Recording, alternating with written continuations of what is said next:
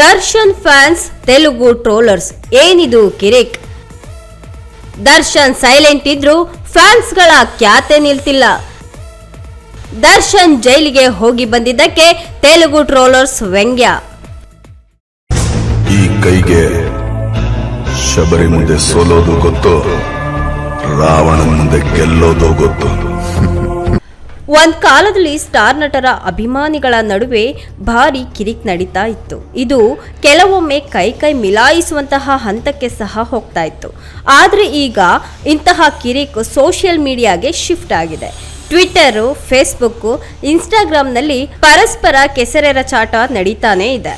ಇದ್ದಕ್ಕಿದ್ದಂತೆ ಟ್ವಿಟರ್ನಲ್ಲಿ ದರ್ಶನ್ ಫ್ಯಾನ್ಸ್ ಹಾಗೆ ತೆಲುಗು ನೆಟ್ಟಿಗರ ನಡುವೆ ತಿಕ್ಕಾಟ ಶುರುವಾಗಿದೆ. ನಟ ದರ್ಶನ್ ಇತ್ತೀಚೆಗೆ ಚಾಮುಂಡಿ ಬೆಟ್ಟಕ್ಕೆ ಭೇಟಿಯನ್ನ ನೀಡಿ ಪೂಜೆಯನ್ನ ಸಲ್ಲಿಸಿದ್ರು. ಅದಕ್ಕೆ ಸಂಬಂಧಪಟ್ಟಂತಹ ಫೋಟೋಗಳು, ವಿಡಿಯೋಗಳು ಸಹ ವೈರಲ್ ಆಗಿದ್ವು. ಈ ಮಧ್ಯೆ ತೆಲುಗು ನೆಟ್ಟಿಗರು ಖ್ಯಾತೆಯನ್ನ ತೆಗೆದಿದ್ದಾರೆ.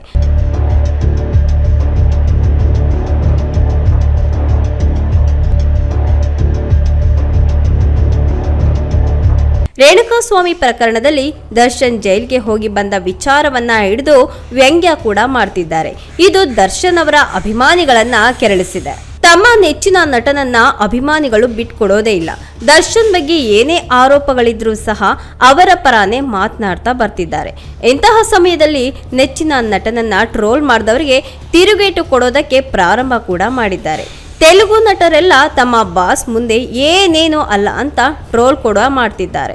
ಇನ್ನು ಇದು ಕೆಟ್ಟ ಸ್ವರೂಪವನ್ನ ಪಡೆದುಕೊಂಡಿದೆ. ಬಹಳ ಕೆಟ್ಟದಾಗಿ ಮೀಮ್ಸ್ ಕ್ರಿಯೇಟ್ ಮಾಡಿ ಸೋಷಿಯಲ್ ಮೀಡಿಯಾದಲ್ಲಿ ವೈರಲ್ ಕೂಡ ಮಾಡ್ತಿದ್ದಾರೆ. ಇದ್ದಕ್ಕಿದ್ದಂತೆ #DBoss ಎಂಬ ಹ್ಯಾಶ್ಟ್ಯಾಗ್ ಈಗ ಟ್ರೆಂಡ್ ಕೂಡ ಆಗ್ತಿದೆ. ನೂರಾರು ಪೋಸ್ಟ್ಗಳು ಹರಿದಾಡ್ತಿದೆ. ನಮ್ಮ ನಟನೆ ಗ್ರೇಟ್ ಅಂತ ಬಿಂಬಿಸುವ ಭರದಲ್ಲಿ ಅವರ ವಿರುದ್ಧ ಇವರು, ಇವರ ವಿರುದ್ಧ ಅವರು ಟ್ವೀಟ್ ವಾರನ್ನ ಶುರು ಹಚ್ಕೊಂಡಿದ್ದಾರೆ. ಇದು ಬಹಳ ಕೆಟ್ಟ ಸ್ವರೂಪವೇ ಹೌದು.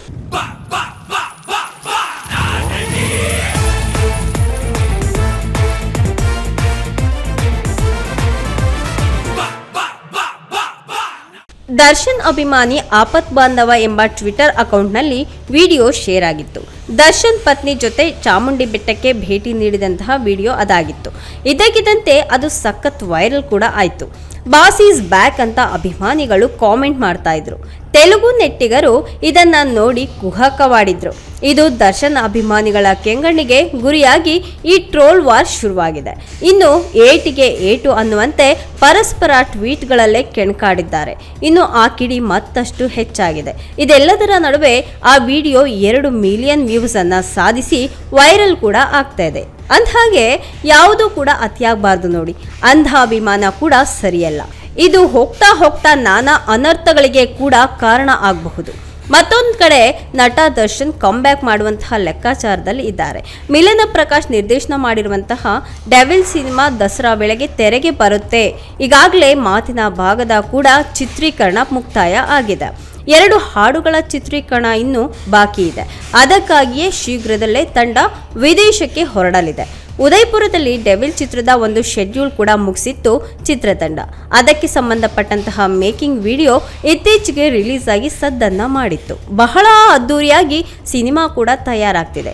ಚಿತ್ರದಲ್ಲಿ ಬಹಳ ವಿಭಿನ್ನ ಶೇಡ್ಗಳಿರುವಂತಹ ಪಾತ್ರದಲ್ಲಿ ದರ್ಶನ್ ಮಿಂಚಿದ್ದಾರೆ.